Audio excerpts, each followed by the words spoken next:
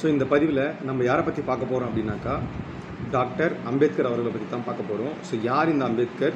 So அம்பேத்கரால் இயற்றப்பட்ட சட்டங்கள் என்ன, அவர் என்னென்ன புத்தகங்கள் எழுதியிருக்காரு, ஸோ அது மட்டும் இல்லாமல் இந்திய அரசியலமைப்புக்கு அவர் பங்காற்றிய தொண்டுகள் யாவை, ஸோ அப்படின்றது தான் பார்க்க போகிறோம். ஸோ முதலாவது, இந்தியாவின் முதல் சட்டம் மற்றும் நிதி அமைச்சராக இருந்தவர் தான் டாக்டர் அம்பேத்கர். இந்திய அரசியலமைப்பு சட்டத்தை உருவாக்கியவர், நவீன இந்தியாவின் தந்தையும் அவரே ஆவார். அடுத்தபடியாக இந்தியாவின் அரசியல் நிர்ணய சபையின் வரைவு குழுவுக்கு தலைமை தாங்கியவர். அடுத்தது, டாக்டர் அம்பேத்கர் அவர்கள் தாழ்த்தப்பட்ட மக்களுக்கு எதெல்லாம் செஞ்சிருக்கார் அப்படின்றதையும் பார்க்கலாம். தாழ்த்தப்பட்ட மக்களுக்கு உரிமை குரல் கொடுக்க அவர் நிறுவிய பத்திரிகைகள் என்னென்னு தெரியுமா? ஸோ முதலாவது முக்நாயக், அதாவது மௌனத்தின் தலைவர். அடுத்தபடியாக பகிஷ்கிருத பாரத், அதாவது தீண்டத்தகாத இந்தியா. அடுத்தது சமத்துவ ஜனதா போன்ற பத்திரிகைகளில் என்ன பண்ணார் அப்படின்னாக்கா தொடங்கினார். ஸோ அடுத்தது ரெண்டாவது என்ன அப்படின்னாக்கா, அடுத்தபடியாக உயர்கல்வி பயில்வதற்காக அமெரிக்காவிலிருந்து கொலம்பியா பல்கலைக்கழகத்திற்கு சென்ற முதல் இந்தியர் டாக்டர் அம்பேத்கர் அவர்கள் மட்டும்தான். லண்டனில் நடந்த வட்டமேசை மாநாடுகளில் தலித்களின் பிரதிநிதியாக பங்கேற்றவர் இவர் தான். அது மட்டும் இல்லாமல் தாழ்த்தப்பட்ட மக்களுக்கு அரசியலித்துவத்தையும் உணர்த்தியவர் டாக்டர் அம்பேத்கர் அவர்கள். ஸோ நாலாவது என்ன அப்படின்னாக்கா, அதில் தாழ்த்தப்பட்ட மக்களின் கல்வி, நலன், சமூக பொருளாதார முன்னேற்றத்தை மேம்படுத்தும் நோக்கத்தோடு செயல்பட்டார் டாக்டர் அம்பேத்கர் அவர்கள். ஒதுக்கப்பட்ட மக்களின் நலனுக்காக சமூகம் என்ற அமைப்பையும் நிறுவினார் டாக்டர் அம்பேத்கர் அவர்கள்.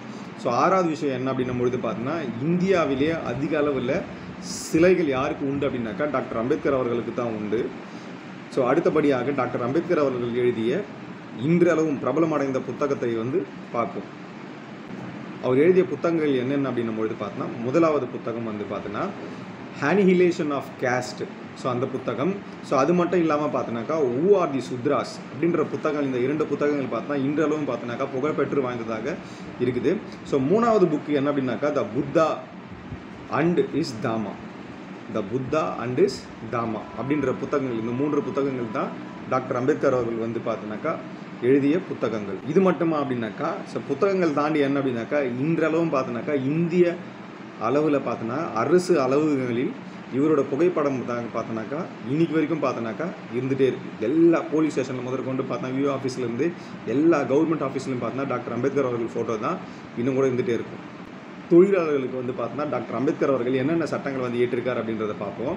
ஸோ இதில் 1946 அந்த வருஷம் என்ன கொண்டு வந்தார் அப்படின்னாக்கா தொழிற்சாலைகள் சட்டம் அப்படின்றத கொண்டு வந்தார்.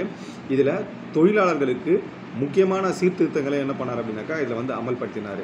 அது மட்டும் இல்லாமல் 1947 வருஷம் பார்த்தோன்னாக்கா தொழிற்சங்க சட்டம் அப்படின்றதையும் உருவாக்குனார். இப்போ நம்ம எல்லாமே பார்த்தோன்னாக்கா கிட்டத்தட்ட ஒரு 8 மணி நேரம் தான் வேலை செய்கிறோம். அந்த 8 மணி நேரத்தையும் யார் வாங்கி கொடுத்தா அப்படின்னாக்கா அந்த உரிமையை பெற்று தந்தவர் யார் அப்படின்னாக்கா டாக்டர் அம்பேத்கர் அவர்கள் தான் அதை நம்மளுக்கு பெற்றுக் கொடுத்தது.